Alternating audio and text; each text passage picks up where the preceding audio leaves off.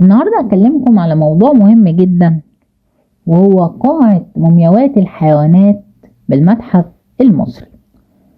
تعالوا نعرف ايه القصة وايه الحكاية.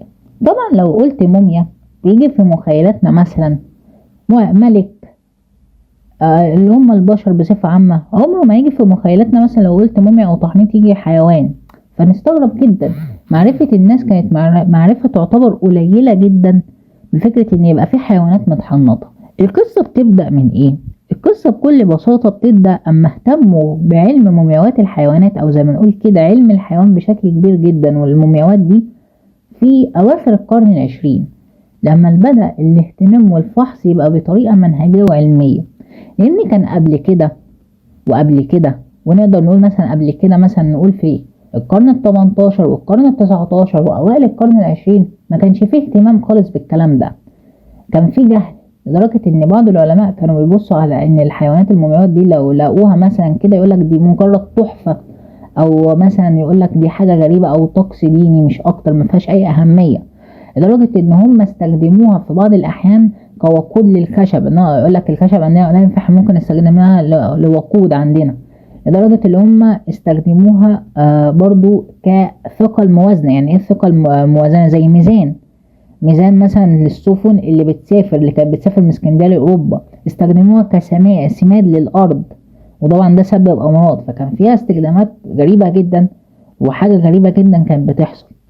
فبدأ طبعا اما جت اواخر القرن العشرين، لا بدأ الاهتمام بالعلم ده، وبدأ يبقى فيه فحص دقيق جدا بشكل واضح جدا.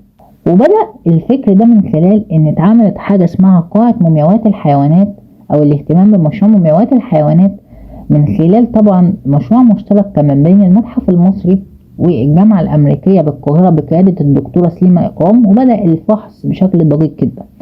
بس قبل طبعا ما يتم الكلام ده كله، نقدر نقول إن المتحف المصري قبل ما يتعمل، لأن المتحف المصري ده مبنى، فبالتالي المبنى ده قبل ما يتعمل أكيد كان فيه استكشافات أثرية كتير جدا. طب الاستكشافات الأثرية دي كانت موجودة فين؟ وخاصة مومياوات الحيوانات. يعني عندنا مثلا لسان في الآثار ماريت ماسبيرو، واحد اسمه فيكتور لورد، ده كان عميد كلية الطب بليون.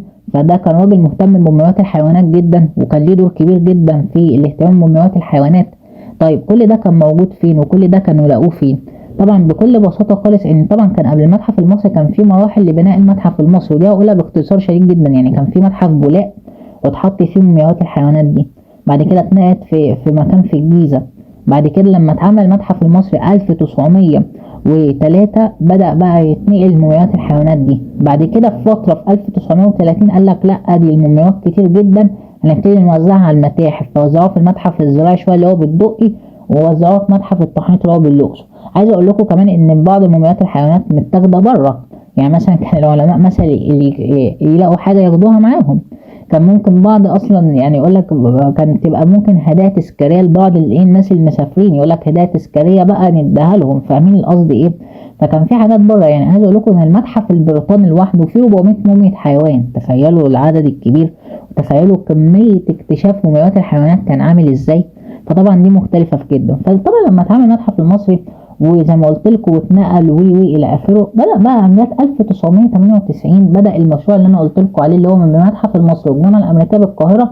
وبدا يبقى فيه فحص دقيق جدا وطريقه منهجيه دقيقه جدا. وبدا يتعمل على الموميا حاجه اسمها اشعه اكس، يعرفوا بقى تفاصيل الموميا، يعرفوا ماتت امتى، ظهرت يعني يعرفوا مثلا كانت موجوده في وقت ايه، وهكذا. وقدرنا نعمل بقى شكل منهجي وشكل علمي دقيق، ويتعمل لنا بقى يبقى سجل كده مكتوب فيه، او سجل للمومياوات، والقاعة اتعرفت باسم قاعة مومياوات الايه الحيوانات. تمام. ده بشكل بسيط جدا في فكرة ايه مومياوات الحيوانات. لكن تعالوا بقى نخش اكتر واكتر ونشوف هل مومياوات الحيوانات في مصر القديمة هل كانت حاجة واحدة او كانت شكل واحد. يعني مثلا يعني ايه مومياوات الحيوانات؟ برضو ما انا برضو دي برضو تخليني اقف اكتر وافكر. يعني ايه مومياوات حيوانات؟ يعني ايه حيوان واحنطه؟ طب انا ليه احنط حيوان؟ طب ليه ما اشوفش كلب دلوقتي واحنطه؟ طب اشمعنى المصري القديم كان يحنط؟ طب ليه كل الكلام ده؟ بكل بساطة خالص وبكل توضيح، ان مومياوات الحيوانات كانت عند الحضارة في مصر القديمة كانت بتتقسم لاربع فئات. اربع فئات كان كل فئة ليها اهمية كبيرة جدا. يعني كل حاجة ليها اهمية وليها خصوصيتها وليها شكلها وليها تعاملها وكل حاجة. أول حاجة كانت المومياوات الحيوانات المحبوبة أو الأليفة، الحيوانات الأليفة. وأنا كنت عملت فيديو قبل كده على فكرة الحيوانات في مصر القديمة وخاصة الحيوانات الأليفة. دي حاجة تانية، الحيوانات اللي تقدم كقرابين يعني كطعام للمتوفي أو قرابين للمتوفي، ودي هنتكلم عنها. تالت حاجة الحيوانات المقدسة، وعملت فيديو وضحت فيه فكرة معبد السرابيوم بسقارة وفكرة العجل أبيس. تمام. رابع حاجة بقى حاجة اسمها الحيوانات النذرية، ودي هنوضحها أكتر وهنعرفها أكتر. بس قبل ما أقول لكم الأنواع دي عايز أقول لكم حاجة مهمة جدا عشان بس ما حدش يفهم بشكل غلط يعني. طبعا فكرة اهتمام بالحيوان وتقديس الحيوان في مصر القديمة هي ليست تقديس الحيوان لذاته. يعني مثلا أنا كشخص بقدس الحيوان ليست لذاته، بل باخد الرمزية بتاعته الخاصة بالإله، لأن الإله ليه رمزيات وليه حاجات. فكان المصري القديم بيصورها في شكل الحيوان ده. يعني مثلا حيوان يتميز مثلا بالقوة، ففي رمزية القوة باخدها عشان دي خاصة بالإله أصلا، لأن الإله شامل كل شيء ومتعدد الرمزيات ومتعدد حاجات كتير جدا، فباخد الرمزية من الحيوان ده. فالحيوان نفسه ليس بقدس الحيوان لذاته، بل الرمزية الرمزية بتاعته. فدي كانت مهمة جدا. طيب تعالوا نتكلم عن النوع الأول اللي يوضح لنا بقى الحيوانات دي بالفئات اللي انا قلت لكم عليها. اول حاجه الحيوانات الاليفه. الحيوانات الاليفه هي ما كانتش مجرد حيوانات مفيده او حيوانات كده خلاص كان المصري القديم بيربيها، لا بالعكس، دي كانت بالنسبه له حيوانات مدلله ومحبوبه جدا. يعني كانها دي كده حاجه كده روحه، عارفين زي ما نقول ده دي روحه، يعني ما يقدرش يستغنى عنها. لدرجة ان هم عملوا حنطوها ودفنوها. واكلم لكم عملية التحنيط في الحيوان كانت بتتعمل ازاي. يعني حنطوها ودفنوها وكمان حطوها في توابيت خاصة مزخرفة. تخيلوا، يعني تخيلوا شوفوا الحيوانات الأليفة دي المحبوبة بالنسبة للشخص ده او للمالك بتاعه ده او للشخص ده، كان يحنطها ويدفنها ويحطها في توابيت خاصة. تمام. وتبقى موجودة معاه في المقبرة بتاعته. يقول لك ليه؟ عشان تبقى موجودة معاه، تبقى في حاجة اسمها استمرار الوجود المشترك في الحياة الأخرى أو في العالم الآخر. يعني تبقى مصاحبة معاه في الحياة الأبدية أو في العالم الآخر مرة تانية، نتيجة إن الحيوان ده بالنسبة له هو بيحب الحيوان ده، أو بالنسبة له حاجة ما يقدرش يستغنى عنها. فشوفوا الفكر ده كان عامل إزاي، لدرجة إن هم صوروا كمان عشان يأكدوا ضمان الحياة الأبدية للحيوان ده، يبقى معاهم كانوا بيصوروها في المقابر. يعني لو دخلنا أي مقبرة تلاقوا تصوير الحيوانات كان موجود، فده يضمن اكتر الحياه الابديه ليهم. لدرجه ان هم مش بس كده، كمان ده غير التحنيط وغير الدفن وغير تصويرهم، كانوا بيكتبوا اسماء الحيوانات في المقبره فوق الحيوان. يعني مثلا الحيوان ده كان ليه اسم او ليه حاجه معينه فكان يكتبها فوقيه. فتخيلوا عشان ضمان الحياه الابديه للحيوان ده، عشان يضمن ان هو يبقى معاه مره تانية في العالم الاخر. لدرجه بقى كان بيحصل بيقول لك ان لو الحيوان لو مات قبل الشخص، كان يقول لك ان الحيوان ده كان بيتحنط ويتدفن عادي ويتحفظ في حته كده او يتعمل في حته خاصه وتمام، ويبقى المتحافظ عليه لحد لما الشخص يموت فيتدفن معاه في المقبره. او ممكن يدفنه في المقبره لو هي جاهزه، يحطه في المقبره لحد ما ده يموت وصاحبه يموت ويتدفن معاه. تخيلوا. مش بس كده، طب لو هو مثلا مات بعد الشخص، يعني الشخص اللي هو صاحبه ده مات الاول وبعد كده الحيوان يتدفن معاه جوه المقبره. كان يتحط ويتحنط ويتدفن معاه جوه المقبره، يا اما يتدفن معاه في نفس القبر او يبقى في تابوت خاص بيه جوه القبر، او ساعات ممكن يتدفن في بعض الاحيان يتدفن في فناء خارج المقبره. يعني مثلا المقبره هي كبيره مثلا ليها جزء او ليها حاجه معينه كان يتدفن جنبه او يتدفن قريب منه. تمام. فشوفوا الفكر وشوفوا الاهتمام ازاي بالحيوانات الأليفة اللي هو يعتبر النوع الأول، وشوفوا فكرة ان هو ما يقدرش يستغنى عنها. طيب عايز اقول لكم ان الحيوانات الأليفة كتير زي القطط والكلاب والقرود والغزلان وحاجات كتير جدا.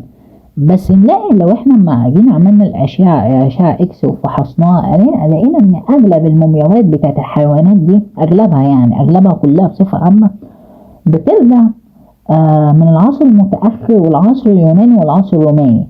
هي طبعا هي كانت موجودة من أيام التاريخ المصري كله، التاريخ المصري القديم كله، بس لما عملنا الأشعة لقينا الوضوح أكتر في لقينا الوضوح أكتر في العصر المتأخر واليوناني والروماني. طب استغربنا قلنا طب ليه اشمعنى في الوقت ده؟ لقينا السبب ان اصلا في الوقت ده كان في طبعا غزو لمصر من طبعا قوة تانية، قوة خارجية كانت بتغزو مصر. فبالتالي القوى الخارجية اللي بتغزو مصر ليهم افكار تانية، ليهم معتقدات تانية، عايزين يطبعوا القوة دي او يطبعوا الناس بالطبع بتاعهم. فبالتالي غيروهم، فبالتالي ينسوا الهوية بتاعتهم. فالمصري القديم كان يعمل كان بيزود من فكرة تقديس الحيوان، او مش تقديس الحيوان بقى، الرمزية زي ما قلت لكم الفكر اللي بيحصل فكان يعمل كده عشان يدي او يثبت بقوة الهوية المصرية والقومية المصرية، اللي احنا زي ما نقول كده احنا مش هنتطبع باي هوية تانية او باي معتقد تاني، لان احنا محتفظين بالهوية المصرية. لدرجة ان عايز اقول لكم ان اللي كان يجي من الغزاة واللي يجي على مصر هم اللي يتطبعوا بطبع المصريين، ولا المصريين هم اللي مش بيتطبعوا بالطبع بتاعهم. فده عشان كده لقينا بكثرة او انتشار في الفترة دي بالذات اكتر واكتر فكرة المومياوات الحيوانات اللي انتشرت في العصر المتأخر والعصر اليوناني والعصر الروماني. طيب النوع الثاني المومياوات التي تقدم كقرابين او كطعام. يعني يعني اللي هي كان في حاجات بتتقدم كقرابين من المتوفي او طعام من المتوفي، وكانت منها يا اما قطع من اللحم او من ضلوع البقرة او من الطور زي فخدة الطور، ودي ليها اهمية كبيرة جدا اقول لكم عليها، او قطع من الدجاج، تمام، او الوز او البط، وده كان بيتقدم قرابين اكتر المتوفي. ده لو هنشوفه متصور برضو على جدران المقابر، وفي منه مثال حي برضو كان موجود، تمام. وده ليه بيتعمل كده؟ طب ليه بيتقدم المتوفي؟ مش معنى عشان يبقى غذاء للمتوفي في العالم الاخر، يعني يبقى غذاء للمتوفي في العالم الاخر مرة تانية. وده كان بيتحط في توابيت مصنوعة من خشب الجميز، يعني توابيت كده مصنوعة من خشب الجميز، وكانت بتبقى بتتشكل بنفس الحجم والشكل بتاعها، او بتتحط في سلاسل من القصب، يعني ده يا ده، تمام. هنلاقي بقى حاجة مختلفة خالص. هنلاقي على فكرة ان قطع اللحم دي اللي بتتقدم للمتوفي او قطع الدجاج دي نلاقيها كأنها جاهزة للطبخ، يعني كأنها كانت مطبوخة او معمولة ليه، او جاهزة اللي هي تتبخ. طب ايه دليل؟ نلاقي ان لما فحصوا وعملوا لقوا ان قطع اللحم اصلا اللي موجودة دي ان اصلا الجلد بتاعها متشال ومتقطع، فعرفوا ان هي دي جاهزة للطبخ. الدجاج نفسه او الفراخ يعني بالبلدي الموجودة دي برضو نفس الكلام، منزوعة الجلد والاحشاء بتاعتها، لدرجة بيقولك ان الاجنحة برضو كانت بتبقى مش موجودة، القدمين ما كانتش موجودة. الكبدة والقناصة بتاعت الفرخة نفسها كانت بتتلف، تمام، بتتلف وتتعمل وبتوضع مرة تانية تجي لتجويف الجسم، وده هنقوله في التحنيط. يعني الكبدة والقناصة بتاعت الفرخة نفسها اللي بتتقدم كقربان للمتوفي ما تترميش، لا، تتلف، تخرج وتتلف وتجفف وهو الى اخره، وبعد كده توضع في الجسم بتاع الفرخة مرة تانية. تخيلوا، تمام. وبرضو لو هنلاحظ ان بعض القرابين اللي هي الطعام اللي موجودة واخدة لون بني، يعني نلاقوا فيها لون كده بني شوية كأنها محروقة، فده كأنها محروقة يعني كأنها اتطبخت، تمام. هي الفكرة ان هم عشان حطوها في مادة رادنج. مادة الراتنج دي مادة بتبقى محطوطة طبعا بتستخدم في عملية التحنيط، تمام، عشان تحافظ على الموميا اكتر يعني. فالمادة دي لما بتتحط عملت اللون بتاع الاكل بالشكل ده، فخلت طبعا بقى فيه لون بني كده، فسببت بعض التمزيق او بعض التشويه للسطح الخارجي للموميا. عشان كده تلاقوا بالشكل ده والشكل ده. طبعا كانوا بيتحطوا في ملح النطرون، طبعا يعني المومياوات دي بتتحط في ملح النطرون وتجفف بشكل كبير جدا، بعد كده بتتلف وتتحط في التوابيت زي ما قلت لكم وتتقدم لطعام المتوفي. كان اهميتها ان نلاقيه اكتر، اللي كان بيتقدم اكتر بشكل كبير جدا كان فخدة الطور والاوز بشكل كبير. وفخدة الطور ليه؟ دي طبعا ليها قصة كبيرة جدا مش هدخل لكم فيها، يعني تفاصيل كتير جدا ابقى اكلمكم عليها بعدين، لكن هي مرتبطة بحاجة اسمها طقس فتح الفم في عملية التحنيط بعد كده او بعد الانتهاء من عملية التحنيط وكده. وهي جزء من المعبود سيت، والمعبود سيت كان يمثل رمزية للشر بالنسبة لقصة الصراع. فبالتالي هي اما بتوضع كقرابين للمتوفي، فالمتوفي معناه اللي هو اما بياخد فخدة الطور دي وبياكلها فكأنه يلتهم الشر، فبيقضي على الشر مرة تانية ويقدر يتخلص من الشر. فاهمين القصد هي ده باختصار شديد فخدة الطور، عشان كده تلاقوها منتشرة بكثرة وكانت اسمها خبش. بالنسبة للوزة او الاوز نفس الكلام في رمزية الصراع، وهي تعتبر برضه فكرة اللي هي برضه خاصة وترمز للمعبود سيت، والقضاء عليها برضه نفس الكلام، وكأني بتخلص من الشر. لذلك اما بتبقى متقطعة وبقدمها للمتوفي كأني قضيت على الشر، فالمتوفي بياكلها كأنه تخلص من الشر. يبقى دي الرمزية بتاعت نلاقي ان فردة الطور منتشرة بكثرة بشكل كبير جدا، وفكرة الأوز منتشرة بشكل كبير جدا. النوع اللي بعد كده اللي هو فكرة بقى مومياوات الحيوانات المقدسة بقى. مومياوات الحيوانات المقدسة دي اتكلمت عنها قبل كده في فيديو، يعني في فيديو كان فيديو تفصيلي عن معبد السرابيوم بسقارة. وضحت لكم فكرة العجل أبيس، وفكرة ان كان في معبد خاص بالعجل أبيس والاهتمام بالعجل أبيس. فدي هي فكرة الحيوان المقدس. الحيوان المقدس ده هو كان بيقدس أثناء حياته، هو تجسيد للإله، يعني تجسيد لرمزية الإله. يعني بيقول لك ان جوهره او ان الجوهر بتاع الاله سكن في كذا الحيوان ده او موجود في الحيوان ده، لدرجة بيقول لك ان عشان ده برضو فكرة ان ده بيضمن فكرة حياة ابدية. بيحصل ازاي؟ بطريقة معينة. بيقول لك ان مثلا لو الحيوان ده مات بيدفنوه برضو على اعلى مستوى والتحنيط على اعلى مستوى. بعد كده ان الروح بتاعت الاله بتنتقل لحيوان اخر بصفات معينة. وانا حكيت لكم فكره معبد السرابيوم وخاصه العجل ابيس كان ليه صفات معينه، فعرفوا ان ده الحيوان المقدس اللي هيتم تتويجه ويتم اللي هو يمشي منه في موقف كبير جدا احتفال بيه، فكره العجل ابيس. فنفس الكلام كان بيتم في فكره الحيوانات المقدسه. تمام. فبيتم اختيار الحيوانات المقدسه بناء على علامات مميزه او صفات معينه، لان روح الاله سكنت جوه الحيوان ده بعد كده. فكأن نقدر نقول ان دي حياة ابدية، بس بشكل اللي هي بتضمن سلسلة من الاجساد او سلسلة من الاجسام لروح الاله منتقلة في الارض، يعني كأنها متنقلة من حيوان لتاني ابدية بشكل كبير، بس متنقلة من حيوان لتاني بالصفات اللي هي المفروض يعرفوها بيها. تمام. النوع اللي بعد كده ده نوع مهم شوية، نقدر نقول عليه اللي هي الحيوانات النذرية او القرابين النذرية. ايه هي القرابين النذرية او الحيوانات النذرية دي؟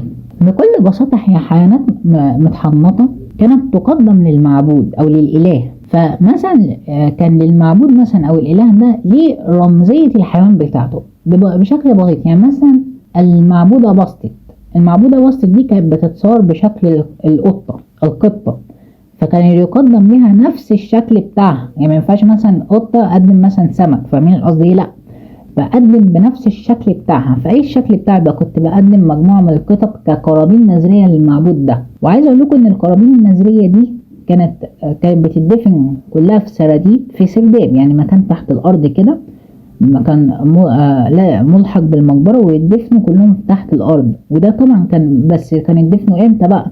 لما بيتم طبعا ان اصلا القرابين النذرية دي كان بتقدم من قبل الحجاج، لان طبعا كل مكان بالنسبة في المعبود بتاعه ليه مكان مقدس. يعني مثلا عجل ابيس في سقارة، معرفش ابيدوس خاص بمين، معرفش الفيوم خاص بعبادة بفكرة تقديس رمزية التماسيح، فاهمين القصد؟ فكان كل مكان كان مثلا الحجاج او المصريين الحجاج اللي بيجوا يتنقلوا من مكان للتاني لازم عشان يجوا يقدموا حاجة اسمها القرابين النذرية الخاصة بالمعبود. تمام.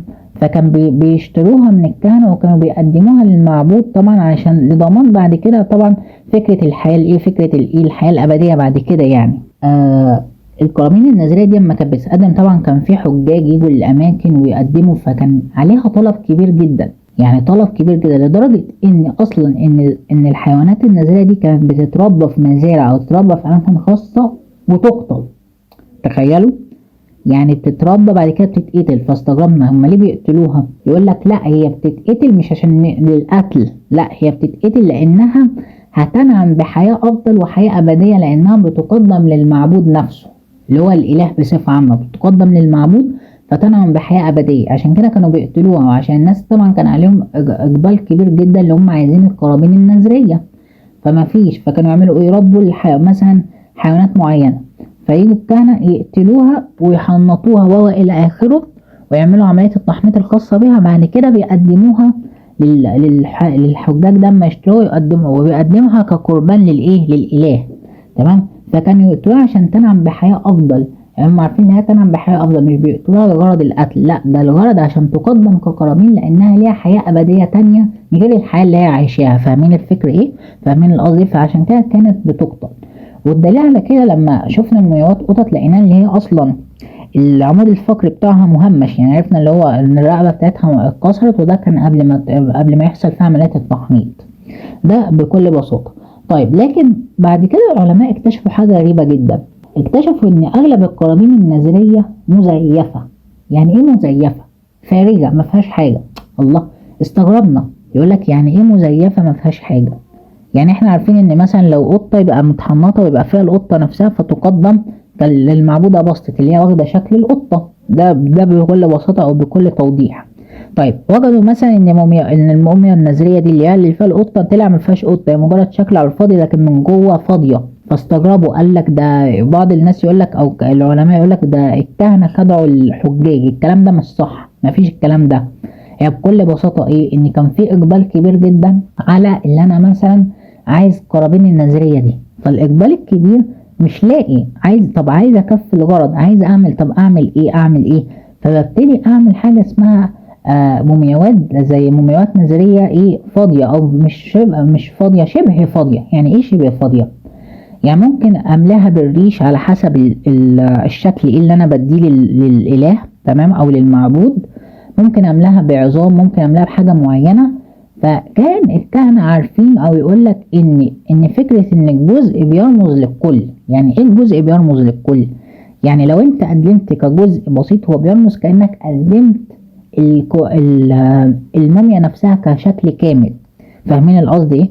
مع اللي انت بتتلو التعويذ والتراتيل بشكل صحيح، يبقى انت كده خلاص، يبقى كأن الجزء ده هيتحول لشكل حيوان كامل فيتقبل عند المعبود.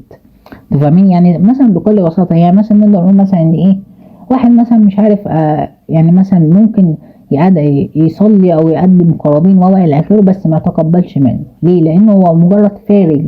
لكن هم الكهنة عايزين يوصلوا فكرة ان انت مجرد جزء تقدمه مع خشوعك للاله والتراتيل والتوزيعات انت بتقرأها بشكل صحيح، كل ده هيتحول بشكل كامل وهيبقى الشكل اكتر واضح ويستجاب لك، او هتحقق الدعوة بتاعتك او تخلد في العالم الاخر مرة تانية. يبقى الفكرة في ايه؟ ان فكرة ان وجود مومياوات مزيفة هي ليست زائفة، هي مش خداع. الفكرة ان فيها بحط فيها جزء بسيط، فالجزء بيشمل الكل، فالجزء اللي بيشمل الكل ده مع التعويذات والتراتيل الصحيحة بيتحول لشكل كامل، فبيتقدم بعد كده كقرابين للمعبود.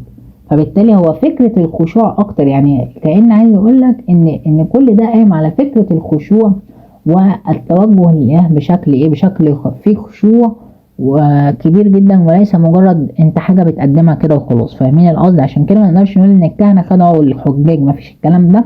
لان لو خدعوا الحجاج نقدر نقول بقى ان الدين بقى دين بقى كله زائف كلام كتير، والكلام ده ايه، مش صحيح. لو كده اتكلمنا بقى على عملية تحنيط الحيوانات كانت بتتم ازاي. طبعا احنا المفروض اتكلمنا تقريبا قبل كده على فكرة تحنيط المومياوات البشر، يعني وكل تحنيط برضو خلي بالكم كان التحنيط برضو كان مختلف، يعني في الدولة القديمة حاجة، الدولة الوسطى حاجة، الدولة الحديثة حاجة، وهكذا. عايز اقول لكم ان تحنيط الحيوانات كان مختلف برضو. يعني ايه؟ يعني ما كانش تحنيط ثابت، ما كانش حاجة ثابتة، لا كان متغير في بعض الاوقات. يعني يقول لك ان كان عشان يحنطوا كان بقرة معينة كانوا يحنطوها، كانوا بيستخدموا حاجة اسمها حقنة زيت الأرز أو حقنة شرجية، تمام. كانوا بيتم إدخالها في فتحة الشرج، بعد كده بيسدوا الفتحة دي، بعد كده وأما بيسدوها وكده بيخلوا طبعا المواد اللي موجودة اللي فيها تدخل عشان تعمل حاجة اسمها إذابة الأعضاء الداخلية للبقرة عشان يحافظوا عليها ما بيحصلهاش تعفن. وده لما بيضغطوا على فتحة الشرج بتاعتها، تمام. فده كان من ضمن الأساليب. وكان بيتنوع طبعا كل اسلوب حيوان للتاني، يعني مثلا السمكة ليها تحنيط او ليها شكل مختلف في الزعنف بتاعتها غير مثلا الطائر اللي ليه جناحات وريش. فاهمين القصد ايه؟ فكان الاسلوب بتاع التحنيط بتاع الحيوانات كان مختلف. لكن في العموم كان بيحصل ايه؟ في العموم بكل بساطة خالص اهم حاجة كان في هدف التحنيط كله تجفيف الجسم وازالة الدهون. كل ده كان الهدف. طب الهدف ده ليه؟ علشان امنع اي بكتيريا او اي حاجة تخش عشان ما يحصلش تعفن او الى اخره. وساعات كانوا يشيلوا الاحشاء منها، وساعات كانوا يخلوها ويدخلوها مرة تانية. وده لما وجدناه في العجل كانوا بيخلوها في الفراخ بشكل ايه اكتر يعني. لكن الباقي كان ممكن يشيلوا منهم الاحشاء مرة تانية. فكانوا يعملوا ايه؟ كانوا يفتحوا الجانب الشمال او يفتحوا فتحة بطول البطن ويبتدوا يتخلصوا من الاحشاء اللي موجودة فيها دي. تمام. بعد كده بيحطوها في ملح النطرون. تمام. بيسيبوها بقى مدة على حسب كل حيوان. يعني احنا عارفين ان بالنسبة للبشر كان يقولك 40 يوم، وعلى فكرة ده كان في الدولة الحديثة شوية، لكن قبل كده كان مش 40 يوم، كان اكتر من كده على فكرة. يعني كان في اختلافات برضو في الكلام ده. فكان يسيبوها مثلا فترة معينة على حسب كل حاجة. بعد كده بعد ما يطلعوها يدهنوها بالزيوت المقدسة او الزيوت المقدسة اللي بيدهنوها بيها. بعد كده يلفوها بلفاف الكتان ويحطوها بقى في التوابيت بتاعتهم. تمام. فده كان فكرة التحميل بشكل بسيط. فكان بيتم، وساعات كان بيتم حاجة اسمها الغمر الجماعي. يعني ايه الغمر الجماعي؟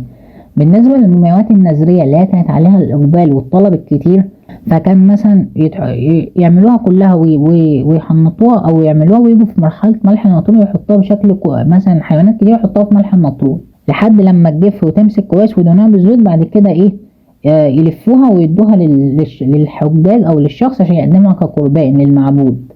فده عشان كان عليها إقبال فكان بيتم كده.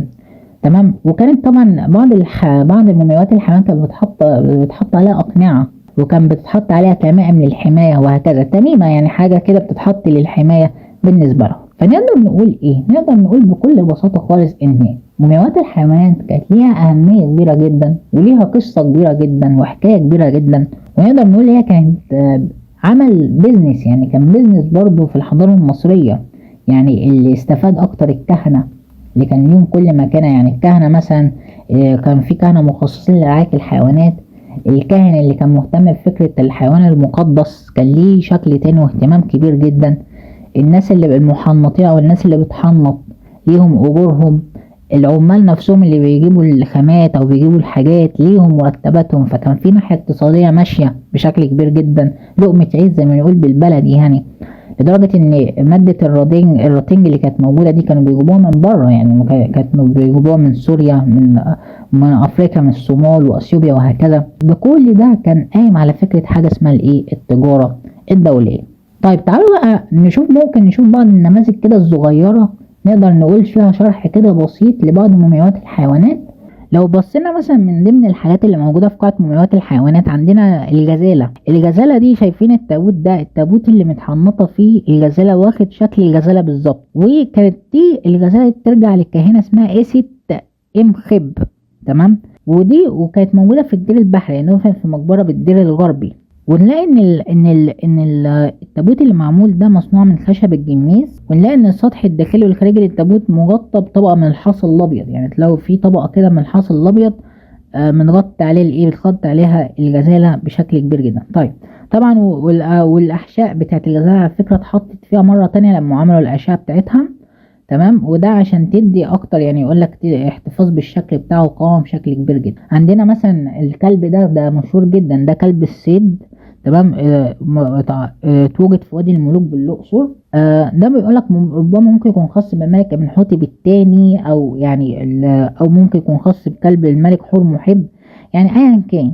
ونلاقي ان الموميا بتاع، طبعا هو ملفوف برضو باربطه من الكتان وكده، بس تلاقي ان معظم الاربطه اللي موجوده على الكلب وقعت من عليه، يعني تلاقوها اللي هي مش واضحه بشكل كبير جدا. عندنا هنا برضو من الحاجات الجميله جدا في القاعه موميا القرد. يعني نلاقي ان موميا القرد دي نلاقي ان هو قاعد. تمام. ونلاقي ان في تلامس حصل كانه تاني ركبته على صدره وايده محطوطه تمام عند رجله. شايفين الشكل تمام. والديل بتاعه ملفوف كده ناحية اليمين. ونلاقي ان العظام بتاعت القرد دي غير مدمجة، يعني كأنها ما تكملتش. فنقدر نقول ان سن وقت الوفاة كان بيقل عن 2.5 عام. يعني ممكن يكون سنه كان صغير لما مات القرد ده، مات ولا اقل من كده. فاهمين القصد وما جالناش فتحه لاستخراج الاحشاء. يعني احنا عارفين ان بيتم استخراج الاحشاء جانب الشمال لما نفتحه زي ما قلنا او بطول البطن. احنا ما لقيناش فتحه لاستخراج الاحشاء في جسم القرد. فممكن يقول لي ان هم استخدموا ممكن يستخدموا الحقنه الشرجيه عشان يعملوا فيها اللي هي اذابه الاعضاء الداخليه او لاستخراج الاحشاء. تمام. وده اتوضح اكتر لما عملوا عليه الاشعه اللي هي الاشعه اكس. نلاقي ان اللفائف الموجودة للقرد اللي هي اللي ملفوف بيها دي لفائف من حبيبيات من التراب والرمل. يعني عشان تدي، يعني دي مش مجرد كتان بس، لا هي كتان وموجود عليها حبيبيات من الرمل والتراب، فاديته قوام او اديته شكل ايه، كأنه على قيد الحياة، يعني كأنه ظهر بشكل كبير جدا. عندنا برضو من ضمن المومياوات برضو الجميلة جدا موميا التمساح. تخيلوا التماسيح، طبعا التماسيح كانت ليها أهمية، وبالنسبة للتمساح كان يرمز له الإله سوبك. تمام. فكان المصريين كانوا بيقدسوا التماسيح بشكل كبير جدا. على فكرة طول التمساح ده طوله 4 متر. تمام. وزي ما قلت لكم هو تجسيد للمعبود سوبك. تمام. نلاقي برضو ان الاحشاء بتاعته مش موجودة، اتجفف طبعا واتحنط بكميات، اتحط على فكرة في كميات كبيرة جدا من ملح النطرون، لان طبعا طوله ما شاء الله طوله كبير جدا، والمادة الراتنج، بالاضافة اللي هم حطوا مجموعة من الزيوت. وبعد التحنيط اللي اتلفف لفاف طبعا لصقت بمادة راتنج، يعني اللفاف اللي اتلف بيها دي لفائف محطوطة من الكتان، بس حط عليها كمان مادة راتنج عشان تدي تماسك ويحافظ على الشكل بشكل كبير جدا. ده كان موضوع حلقتنا النهاردة. يهمنا تعليقاتكم وآراءكم وتفاعلكم على الصفحة وعلى اليوتيوب. أشوفكم على خير في حلقة جديدة وموضوع جديد، والسلام عليكم ورحمة الله وبركاته.